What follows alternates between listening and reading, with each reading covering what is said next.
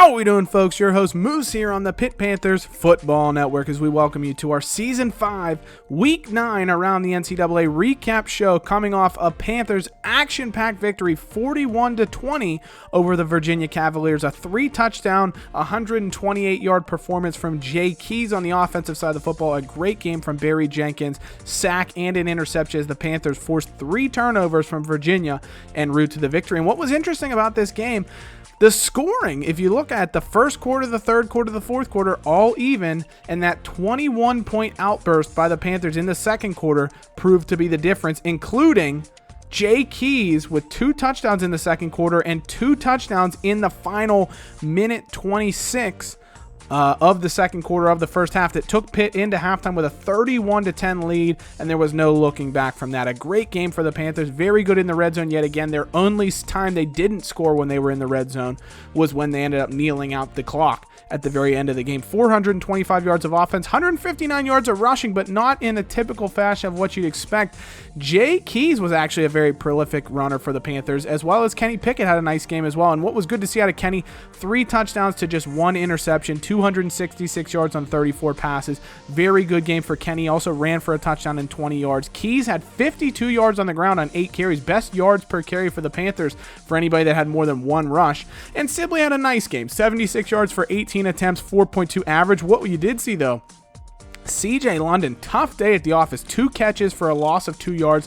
Ended up getting hurt, left with a rib injury. He also had a couple of catches, but for -2 yards. So he had 4 touches of the football for -4 yards. So a tough day for London. Great games, though. KJ Welsh, 2 for 61. Paul Lease had 5 catches for 94 yards. He's finally coming into his own as the Panthers' number 2 receiver. And Jay Keys, of course, led the way. 7 catches for 76 yards and 2 touchdowns to go along with his 52 yards rushing and a touchdown. Another big game, John Cooper, another big game for him. He had 4 pancakes in the game against Virginia Tech, 3 pancakes here in the game against Virginia. So a great performance from the Panthers junior center, who's well on his way to, I think, an all-ACC type of season.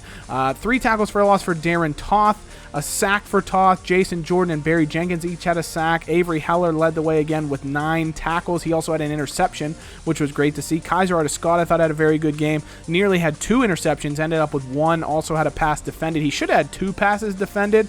I'm not sure what happened where the game got kind of screwed up. We also got robbed. I think we had one batted down at the line that should have been a deflection. We had another one that was knocked down by our middle linebacker, Chase Pine, that he didn't get credit for a deflection for. So a little bit of ridiculous there. Another great game for our punter, though. Eric Fox, look at how good he's been this year. 2 punts inside the 20 of his 5 punts.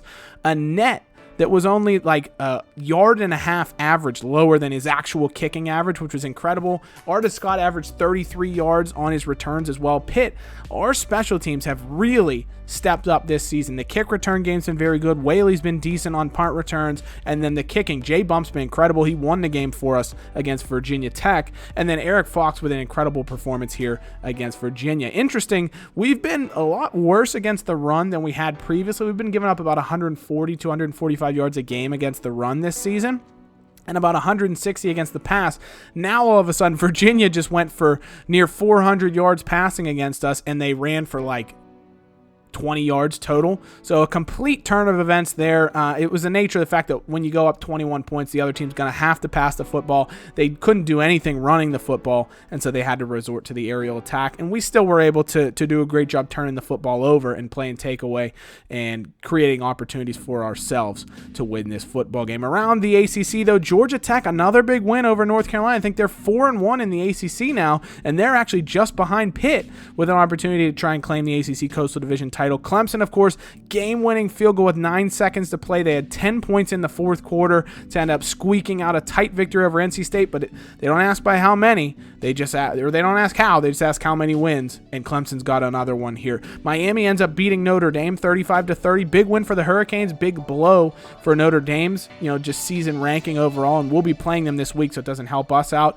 Wake with a big victory here coming from behind to end up beating Boston College 44-38 as well. So the Eagles lose an opportunity they had to potentially make a run at any ACC divisional title. Now around the NCAA, Cal 38-17 blowout win of previously unbeaten Washington. The remaining unbeaten in the Pac-12 now is Oregon State as they win 45-24 over Stanford. Another big loss, LSU blown out at home by Texas A&M 38-7.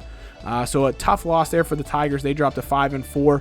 Arizona knocks off unbeaten Oregon, 14 points in the fourth quarter. And what was the key was Sam Miller, Oregon's star quarterback, had a great start to the game. 3 completions for 68 yards, great rating. Then he got hurt, and so Rodgers had to come in and was absolutely terrible for Oregon. They couldn't move the ball with him in the game, at least not through the air, and that led to the loss to Arizona, which is devastating to the Ducks. They could still win the Pac-12 and maybe backdoor their way into the playoff, but didn't help them there. Another unbeaten goes down, Mizzou. So 3 different unbeatens we've already seen lose this week as Mizzou falls to South Carolina 27-24. Unbeaten Army loses to Oklahoma 38-35. Do the Black Knights of Army go down? So they're no longer unbeaten, and neither is Texas. I think that's 5 unbeatens losing this week. So a real shakeup we're going to see in the polls for certain. TCU with a huge victory, 38-31 at home over Texas, and they're going to definitely shoot up in the polls after that gigantic victory. Players of the week, Nick Miles forced 3 fumbles and recovered 1 for West Virginia in their victory over Baylor. Keon Howard, the redshirt senior quarterback for Southern Miss,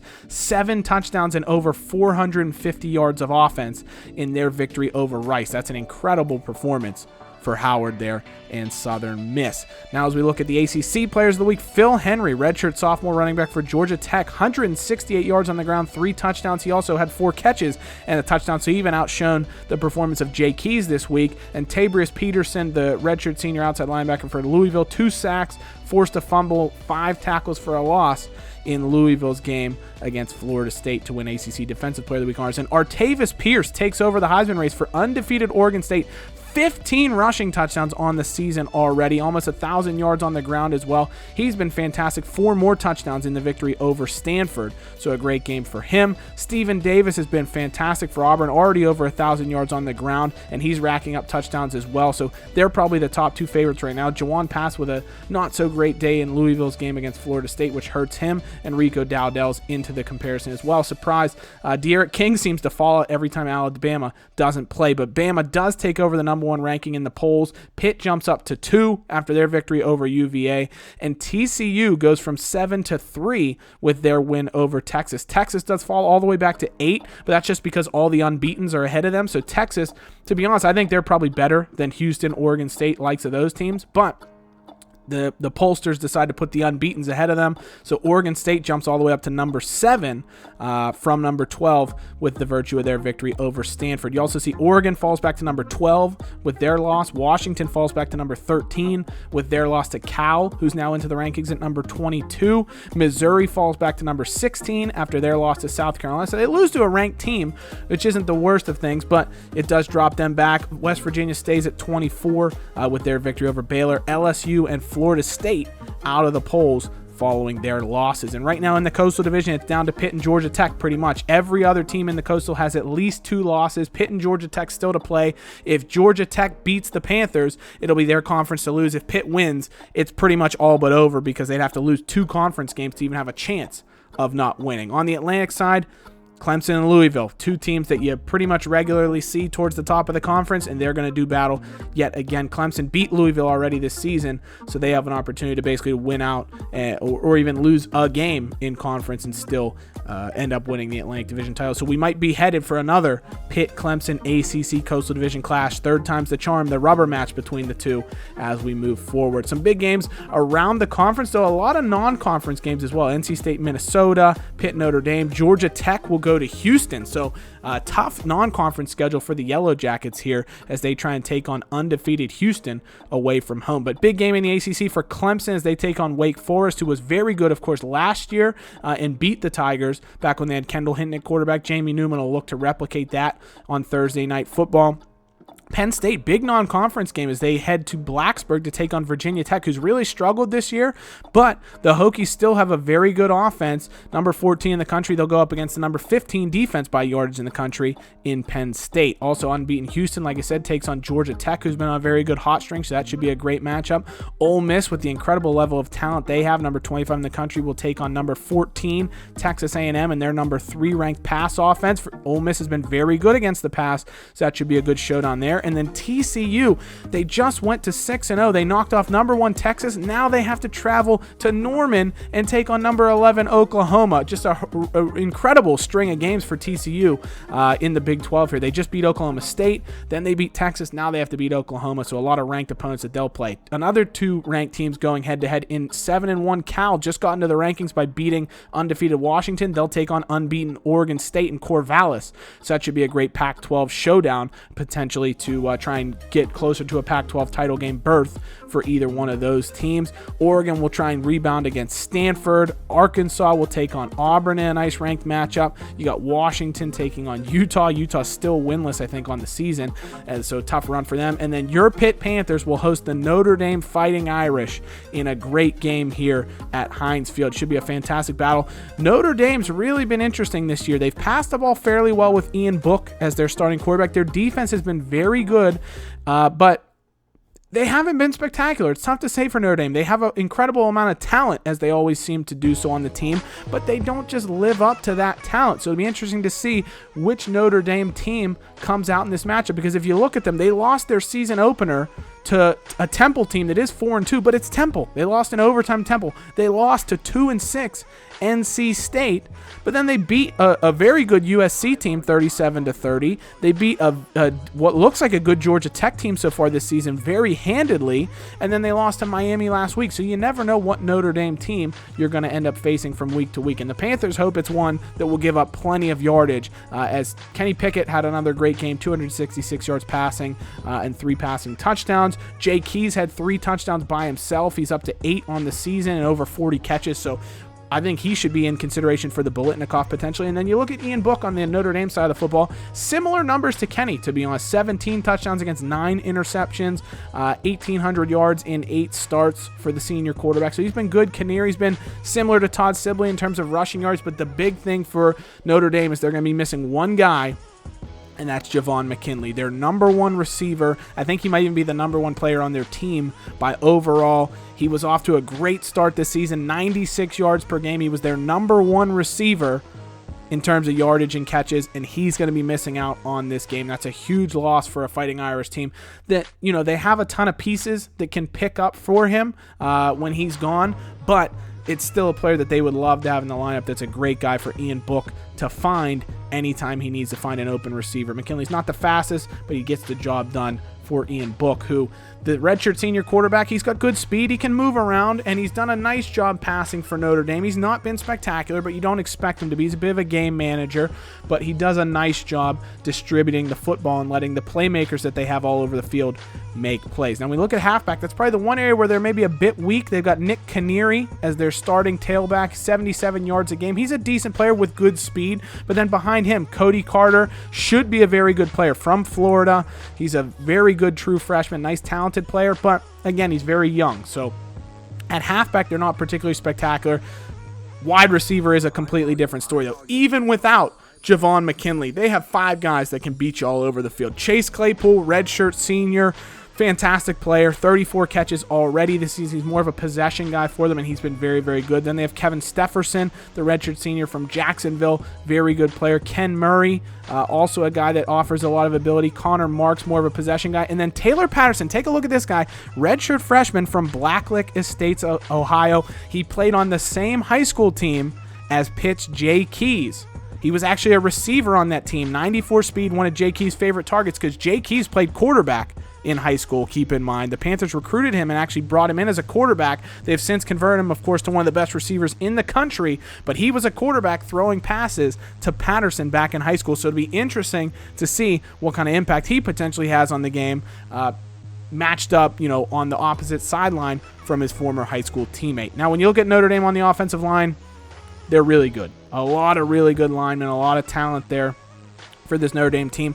A lot of mid to high 80s, so not a lot of superstars, but guys that are very, very good that help complement their entire, just overall ability that they have on the team. Lawrence Andrews, the true senior, 93 overall at DeSoto, Texas. Very, very good player there. And then defensively, they're fantastic. Okwara, unbelievable ability. He's got 87 speed for a defensive end, which is very good. Then they have Ogundeje and Hayes, two fantastic players at right end, so they can rotate guys in from the end and basically just have their way. Then up the middle, they got Lewis Reed, the senior, 95 overall, incredible player, great stopper up the middle, and then Reggie Bryant, a little bit more of a pass rush type player.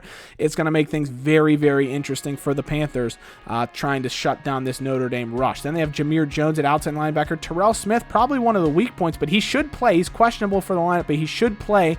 79 overall as a freshman. He's already a really good player, and we're just scratching the surface of what he can do. Then they have Jeff Greenwood, the senior outside linebacker.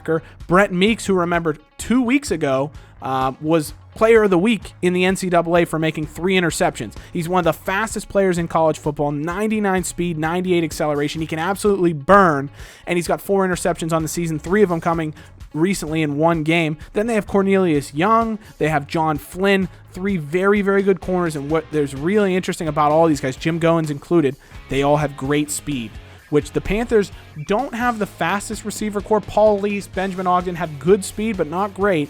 So it'd be interesting to see if they're able to create some separation with their route running and things of that nature because of the fact that Notre Dame just has pure pace to be able to keep up with them stride for stride. So it's going to be a very interesting game for the Panthers. Remember, 2 years ago, the last time these two teams played each other, the Panthers knocked off unbeaten Notre Dame, who was then number 1 in the country en route to their first ever college football playoff berth. Could the reverse happen? And it was in South Bend. Could the reverse happen here at Heinz Field? Undefeated Pitt hosting a Notre Dame team with something to prove here. Top ranking. Could the Panthers be in trouble against a very, very talented Notre Dame team? Let me know in the comments what you think is going to happen between Pitt and Notre Dame. Let me know what you think is going to happen in some of the big games around the country. Will TCU pull off another big win against Oklahoma? And how will things shake out around the nation? So as always, guys, thank you so much for watching. Hail to Pitt. We'll see you soon. Take care. Bye-bye.